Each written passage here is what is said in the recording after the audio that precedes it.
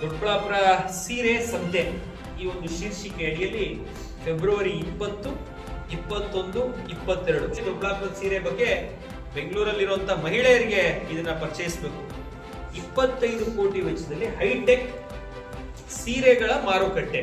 ಮೊದಲನೇ ಬಾರಿ ಜವಳಿ ಇಲಾಖೆಯಲ್ಲಿ ಮಳಿಗೆಗಳು ಕಟ್ತಾ ಇರುವಂತದ್ದು ದೊಡ್ಡಬಳ್ಳಾಪುರದಲ್ಲಿ. ಅದು ಕೈ ಹಾಕಿರುವಂತದ್ದು ನಾವೇ. ಒಂದು ಅವಕಾಶವನ್ನ ಕೊಟ್ಟು ಈ ನಗರದ ಈ ತಾಲೂಕಿನ ನೇಕಾರರು, ರೈತರು ಎಲ್ಲರೂ ಸಹ ನನಗೂ ಆಶೀರ್ವಾದವನ್ನ ಮಾಡಿ ಏನು 3 ವರ್ಷಗಳು ಹತ್ರ ಬರ್ತಾ ಇದೆ. ಇಂಥ ಸಂದರ್ಭದಲ್ಲಿ ನೇಕಾರರು ಅವರ ಜೀವನ ಅಸ್ತವ್ಯಸ್ತ ಆಗುವಂತ ಪರಿಸ್ಥಿತಿ, ಕುಲಕಸುಬನ್ನ ಮತ್ತು ನೇಕಾರಿಕೆಯನ್ನ ನಂಬ್ಕೊಂಡಿರುವಂತವ್ರಿಗೆ ಬಂಡವಾಳಶಾಹಿಗಳು, ಇಂಡಸ್ಟ್ರಿಯಲಿಸ್ಟ್ ಇಂದ ಅವರಿಗೆ ತೊಂದರೆ ಆಗ್ತಾ ಇರುವಂತ ಸಮಯದಲ್ಲಿ ಹಿಂದೆ ಒಂದು ಪ್ರಯತ್ನಗಳು ಆಗಿರ್ಬೋದು, ನಾನೇನು ಆಗಿಲ್ಲ ಅಂತ ಹೇಳಕ್ ಹೋಗಲ್ಲ. ಆದ್ರೆ ಕಾಂಕ್ರೀಟ್ ಆಗಿ ದೊಡ್ಡಬಳ್ಳಾಪುರದ ಸೀರೆಯನ್ನ ಫಸ್ಟ್ ನಾನೇನು ವಿದೇಶದಲ್ಲಿ ದೇಶದಲ್ಲಿ ಒಂದು ಬ್ರ್ಯಾಂಡ್ ಮಾಡ್ತೀವಿ ಅಂತ ಏನು ಹೇಳಕ್ ಹೋಗಲ್ಲ. ಫಸ್ಟ್ ನಮ್ಮ ರಾಜ್ಯದಲ್ಲಿ ನಮ್ಮ ಸುತ್ತಮುತ್ತ ಇರುವಂತಹ ಜಿಲ್ಲೆಗಳಲ್ಲಿ, ಪಕ್ಕದಲ್ಲಿರುವಂತಹ ಚಿಕ್ಕಬಳ್ಳಾಪುರ ಆಗ್ಬೋದು, ಕೋಲಾರ ಆಗ್ಬೋದು, ತುಮಕೂರು ಆಗ್ಬೋದು, ಇವ್ರು ಫಸ್ಟ್ ಬಂದು ನಮ್ಮ ಸೀರೆಗಳನ್ನ ಬೆಂಬಲಿಸುವಂಥದ್ದು, ಖರೀದಿಸುವಂಥದ್ದು, ನಮ್ಮ ಬಿಸ್ನೆಸ್ಗೆ ಸಹಕಾರ ಕೊಡುವಂಥದ್ದು, ನಮ್ಮ ನೇಕಾರರಿಗೆ ಉತ್ತೇಜನ ಕೊಡುವಂಥದ್ದು ನಮ್ಮ ಮೂಲ ಉದ್ದೇಶ. ಬೆಂಗಳೂರಿಗಿಂತ ಮಾರ್ಕೆಟ್ ಬೇಕಿಲ್ಲ. ಬೆಂಗಳೂರಿಂದ ಉದಾಹರಣೆಗೆ ಒಂದು ಮಂಗಳವಾರ ಅಥವಾ ಭಾನುವಾರ ಕೇವಲ ನಮ್ಮ ಘಾಟಿಗೆ ಬರುವಂತವ್ರ ಸಂಖ್ಯೆನೆ 10,000ಕ್ಕೂ ಅಧಿಕ ಜನ ಇವತ್ತು ಬೆಂಗಳೂರಿಂದ ಘಾಟಿಗೆ ಪ್ರತಿ ಮಂಗಳವಾರ ಮತ್ತು ಭಾನುವಾರ ಬರುವಂತವ್ರು ಇದ್ದಾರೆ. ಇವರೆಲ್ಲರಿಗೂ ಈ ದೊಡ್ಡಬಳ್ಳಾಪುರದ ಸೀರೆ ಬಗ್ಗೆ ಪರಿಚಯ ಕೊಡಬೇಕು. ಇನ್ನೂ ಹೆಚ್ಚಿನ ರೀತಿಯಲ್ಲಿ ದೊಡ್ಡಬಳ್ಳಾಪುರದ ಸೀರೆ ಬಗ್ಗೆ ಬೆಂಗಳೂರಲ್ಲಿರುವಂತಹ ಮಹಿಳೆಯರಿಗೆ ಇದನ್ನ ಪರಿಚಯಿಸಬೇಕು. ಇಲ್ಲಿನ ನೇಕಾರರ ಒಂದು ಕಲೆ ಮತ್ತು ಪ್ರತಿಭೆ ಏನಿದೆ, ಇಲ್ಲಿನ ಸೀರೆಗಳ ವೈಶಿಷ್ಟ್ಯತೆ ಏನಿದೆ, ಇದೆಲ್ಲವನ್ನ ತೋರಿಸ್ಬೇಕು ಮತ್ತು ಅದಕ್ಕೊಂದು ಸೂಕ್ತವಾದಂತಹ ವೇದಿಕೆಯನ್ನ ಕಲ್ಪಿಸ್ಬೇಕು ಅಂತ ಹೇಳಿ ನಾವೆಲ್ಲ ಕುತ್ಕೊಂಡು ಯೋಚನೆ ಮಾಡಿದಾಗ ಕೊಂಗಡಿಯಪ್ಪ ಅವರ ಒಂದು ಅವರ ಜನ್ಮದಿನ ಫೆಬ್ರವರಿ 22ನೇ ತಾರೀಕು ಅಲ್ವಾ ಸರ್? ಫೆಬ್ರವರಿ 22ನೇ ತಾರೀಕು ಅವರ ಜನ್ಮದಿನ. ಅವತ್ತಿನ ದಿನ ಪ್ರತಿ ವರ್ಷ ಯಾವತ್ತು ಬರುತ್ತೋ ಆ ವೀಕೆಂಡ್ ಅಲ್ಲಿ ಶುಕ್ರವಾರ, ಶನಿವಾರ, ಭಾನುವಾರ ಇದನ್ನ ಮಾಡೋಣ ಅಂತ ಹೇಳಿ 6 ತಿಂಗಳು 8 ತಿಂಗಳ ಹಿಂದೆನೆ ಈ ಎಲ್ಲಾ ಬೆಳವಣಿಗೆಗಳು ಶುರುವಾಗಕ್ ಮುಂಚೆನೆ ಇದನ್ನ ನಾವು ಡಿಸೈಡ್ ಮಾಡ್ಕೊಂಡಿದ್ವಿ. ಇಂಥದ್ರಲ್ಲಿ ಸರ್ಕಾರದ ವತಿಯಿಂದ ನಿಮ್ಮೆಲ್ಲರಿಗೂ ಏನು ಗೊತ್ತಿರುತ್ತೆ, ಏನು ಮುಚ್ಚಿಡುವಂತ ವಿಷಯ ಏನಲ್ಲ. ಈಗಾಗಲೇ 10 ಗುಂಟೆ ಜಾಗ ಅವತ್ತಿನ ಜಿಲ್ಲಾಧಿಕಾರಿಗಳು, ಅವತ್ತಿನ ಶಾಸಕರು ಅದನ್ನು ಹೋಗಿ ರೇಷ್ಮೆ ಇಲಾಖೆಗೆ ಅಂತ ರಿಸರ್ವ್ ಮಾಡ್ಬಿಟ್ಟಿದ್ರು, ಸಿಲ್ಕ್ ಸ್ಯಾರಿ ಅಂತ ಹೇಳಿ. ಸಿಲ್ಕ್ ಸ್ಯಾರಿ ಪರ್ಸೆಂಟೇಜ್ ನಮ್ಮ ನಗರದಲ್ಲಿ ಹಾರ್ಡ್ಲಿ 10% ಇದೆ. 10% ಮೇಲೆ ಸಿಲ್ಕ್ ಸ್ಯಾರಿ ಇಲ್ಲ. ಹಾಗಾಗಿ ಅದನ್ನ ರೇಷ್ಮೆ ಇಲಾಖೆಗೆ ನೇಕಾರರು ಬರಲ್ಲ. ನೇಕಾರರು ಬರುವಂತದ್ದು ಜವಳಿ ಇಲಾಖೆಗೆ, ಜವಳಿ ಹಾಗೂ ಕೈಮಗ್ಗ ಇಲಾಖೆಗೆ. ಆ ಜಾಗವನ್ನ ಜವಳಿ ಹಾಗೂ ಕೈಮಗ್ಗ ಇಲಾಖೆಗೆ ಟ್ರಾನ್ಸ್ಫರ್ ಮಾಡ್ಲಿಕ್ಕೆ ನಮ್ಗೆ 2 ವರ್ಷ ಆಯ್ತು. ಟ್ರಾನ್ಸ್ಫರ್ ಮಾಡಿದ ನಂತರ ರೇಷ್ಮೆ ಇಲಾಖೆಯಿಂದ ಪಾಣಿ ಜವಳಿ ಇಲಾಖೆಗೆ ಬಂದ ನಂತರ ಈಗ ಮೊನ್ನೆ ಗುದ್ಲಿ ಪೂಜೆ ನಿರ್ವಹಿಸ್ತೀವಿ.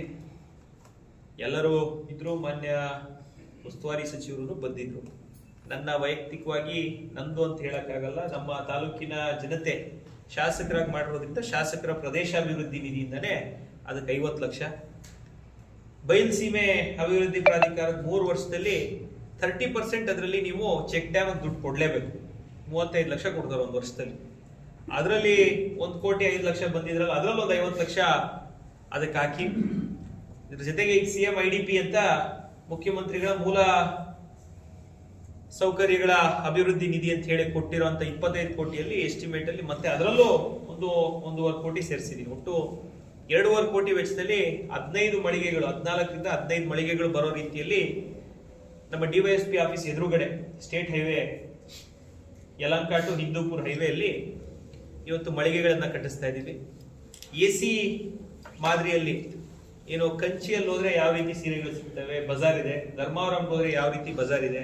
ನಮ್ಮ ಬೆಂಗಳೂರಿಗೆ ಹೋದ್ರೆ ಮೆಜೆಸ್ಟಿಕ್ ಅಲ್ಲಿ ಯಾವ ರೀತಿ ಬಜಾರ್ ಇದೆ. 2 ಎಕರೆ ಜಾಗ, ರೇಷ್ಮೆ ಇಲಾಖೆ ಜಾಗ, ಕುರುಬ್ರಳ್ಳಿಯಲ್ಲಿರುವಂತಹ ಜಾಗವನ್ನ ಸರ್ಕಾರಕ್ಕೆ ಪ್ರಸ್ತಾವನೆಯನ್ನ ಕೊಟ್ಟು, ಯಾಕಂದ್ರೆ ರೇಷ್ಮೆ ಇಲಾಖೆಯಿಂದ ಜವಳಿ ಟ್ರೈನ್ ಚೇಂಜ್ ಮಾಡಕ್ಕೆ 10 ಗುಂಟೆ ಹೋಗಿದ್ನಲ್ಲ, ಆ ಅನುಭವದ ಆಧಾರದ ಮೇಲೆ 2 ಎಕರೆ, ನಿಮ್ಗೆಲ್ಲರಿಗೂ ಗೊತ್ತು ಕುರುಬ್ರಳ್ಳಿಯಲ್ಲಿ 30-40 ಎಕರೆ ರೇಷ್ಮೆ ಇಲಾಖೆ ಜಾಗ ಇದೆ. ರೇಷ್ಮೆ ಬೆಳೆಗಾರರು ಕೆರೆನೂ ಸೇರಿದೆ. ಪಕ್ಕದವರು ನಮ್ಮ ಲಕ್ಷ್ಮೀ ಅಣ್ಣವ್ರು ಹೇಳ್ತಿದ್ರು ತಳಗವಾರದವ್ರು, ಅಲ್ಲಿ ಬೋರ್ ಹಾಕಕ್ ಹೋದಾಗೂ ಇದಕ್ಕೆ ನಮ್ಮ ಕುರುಬ್ರಳ್ಳಿಗೆ ಹೇಳಿದ್ರು ಅವರು. ಅಲ್ಲಿ ಮೇನ್ ರೋಡ್ಗೆ 2 ಎಕರೆ ಉತ್ತಮವಾಗಿರುವಂತ ಜಾಗವನ್ನ ಸ್ಯಾಂಕ್ಷನ್ ಮಾಡಿಸಿದೀವಿ ರೇಷ್ಮೆ ಇಲಾಖೆಯಿಂದ, ಜವಳಿ ಇಲಾಖೆಗೆ.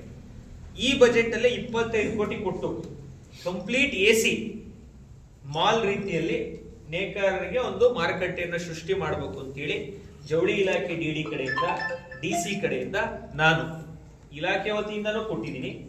ಶಾಸಕನಾಗಿ ನಾನು ವೈಯಕ್ತಿಕವಾಗಿ ಎಸ್ಟಿಮೇಟ್ ಮಾಡಿ ಕಳಿಸುವಂತ ಕೆಲಸವನ್ನು ಮಾಡಿ 25 ಕೋಟಿ ವೆಚ್ಚದಲ್ಲಿ ಹೈಟೆಕ್ ಸೀರೆಗಳ ಮಾರುಕಟ್ಟೆ ಇಡೀ ನಮ್ಮ ರಾಜ್ಯದಲ್ಲಿ ಮೊದಲನೇ ಬಾರಿ ಜವಳಿ ಇಲಾಖೆಯಲ್ಲಿ ಮಳಿಗೆಗಳು ಕಟ್ತಾ ಇರುವಂತದ್ದು ದೊಡ್ಡಬಳ್ಳಾಪುರದಲ್ಲಿ. ಅಲ್ಲಿ ಕೈ ಹಾಕಿರುವಂತದ್ದು ನಾವೇ.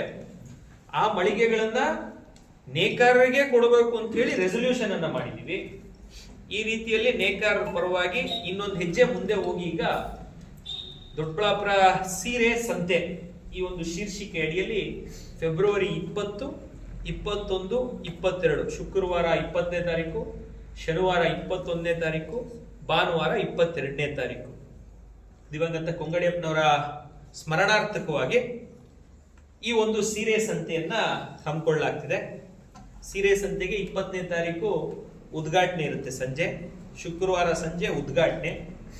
ಸ್ಥಳೀಯವಾಗಿ ಎಲ್ಲ ನೇಕಾರರು ಸೇರಿ ಒಂದೇ ವೇದಿಕೆಯಲ್ಲಿ ನೇಕಾರರನ್ನ ಗುರುತಿಸಿ, ನೇಕಾರಿಕೆಯಲ್ಲಿ ಇರುವಂತಹ ಉದ್ಯಮಿಗಳನ್ನ ಗುರುತಿಸಿ ನೇಕಾರಿಕೆಗೆ ಪ್ರೋತ್ಸಾಹವನ್ನು ನೀಡೋ ನಿಟ್ಟಿನಲ್ಲಿ ಒಂದು ವೇದಿಕೆ ಕಾರ್ಯಕ್ರಮವನ್ನು ಮಾಡಿ ಅವತ್ತು ನಮ್ಮ ಇತ್ತೀಚೆಗೆ, ಯಾಕಂದ್ರೆ ನಿಮ್ಗೆಲ್ಲರಿಗೂ ಗೊತ್ತಿರೋಂಗೆ ಎಂಟರ್ಟೈನ್ಮೆಂಟ್ ಇರಬೇಕು, ಎಲ್ಲ ಇದ್ರೆ ಒಂದು ಸಂತೆ ಅಂತ ಹೇಳಿದ್ರೆ ಒಂದು ಎಲ್ಲ ಇದ್ರೆ ಜನ ಇವತ್ತು ಬಂದು ಸೇರೋವಂಥದ್ದು.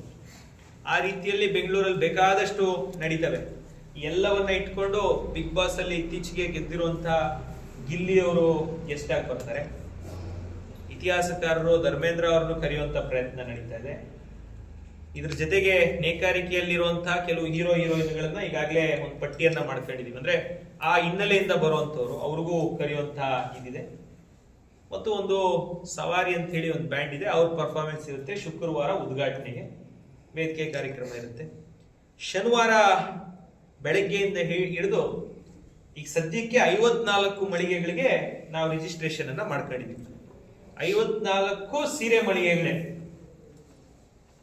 ಅದನ್ನು ಒಳ್ಳೆ ನಮ್ಮ ಜರ್ಮನ್ ಟೆಂಟ್ ಹಾಕಿ, ಟೆಂಟ್ ಒಳಗಡೆ ಸ್ಟಾಲ್ಸ್ ಹಾಕಿ, ನೀವು Bengaluru BIEC international exhibition centre ಅಥವಾ ಪ್ಯಾಲೇಸ್ ಗ್ರೌಂಡ್ಸ್ ಅಥವಾ ಬೆಂಗಳೂರು ಪ್ಯಾಲೇಸ್ ಅಲ್ಲಿ ಯಾವ ರೀತಿ ಒಂದು ಎಕ್ಸ್ಪೋ ಅಥವಾ ಎಕ್ಸಿಬಿಷನ್ ನಡೆಯುತ್ತೆ ಅದೇ ರೀತಿಯಲ್ಲಿ ಪಾರ್ಟಿಷನ್ಸ್ ಹಾಕಿ ನಾವು ಸ್ಟಾಲ್ಗಳನ್ನ 54 ಜನ ದೊಡ್ಡಬಳ್ಳಾಪುರದ ನೇಕಾರರು, 54 ಮಳಿಗೆಗಳಲ್ಲೂ ದೊಡ್ಡಬಳ್ಳಾಪುರದೇ ಸೀರೆಗಳು, ಇನ್ನೆಲ್ಲೂ ನೇಯ್ದಿರುವಂತ ಸೀರೆಗಳಲ್ಲ, ದೊಡ್ಡಬಳ್ಳಾಪುರ ನಗರದಲ್ಲಿ ನೇಯ್ದಿರುವಂತಹ ಸೀರೆಗಳನ್ನ ಆ ಸ್ಟಾಲ್ಗಳ ಉದ್ಘಾಟನೆ ಶುಕ್ರವಾರ ಸಂಜೆ 5 ಗಂಟೆಗೆ ನೆರವೇರಿಸಿ ಅದಾದ ನಂತರ ವೇದಿಕೆ ಕಾರ್ಯಕ್ರಮ ಇರುತ್ತೆ. ಈ ಸಮಿತಿಯವರು 54 ಜನ ಯಾರ್ಯಾರು ಅಲ್ಲಿ ಮಳಿಗೆಗಳನ್ನ ಇಡ್ತಾರೆ, ಯಾವೆಲ್ಲ ಮಳಿಗೆಗಳು ಇರ್ತವೆ, ಇದೆಲ್ಲದ್ರ ಬಗ್ಗೆ ಪೂರ್ವಭಾವಿಯಾಗಿ ಗುರುವಾರ ಇನ್ನೊಂದು ಪ್ರೆಸ್ ಮೀಟ್, 19ನೇ ತಾರೀಕು ಇನ್ನೊಂದು ಪ್ರೆಸ್ ಮೀಟ್ ಇರುತ್ತೆ. ಅದನ್ನ ಎಲ್ಲ ಸಂಪೂರ್ಣ ವಿಷಯಗಳನ್ನ 19ನೇ ತಾರೀಕು ಸವಿವರವಾಗಿ ನೀಡ್ತಾರೆ.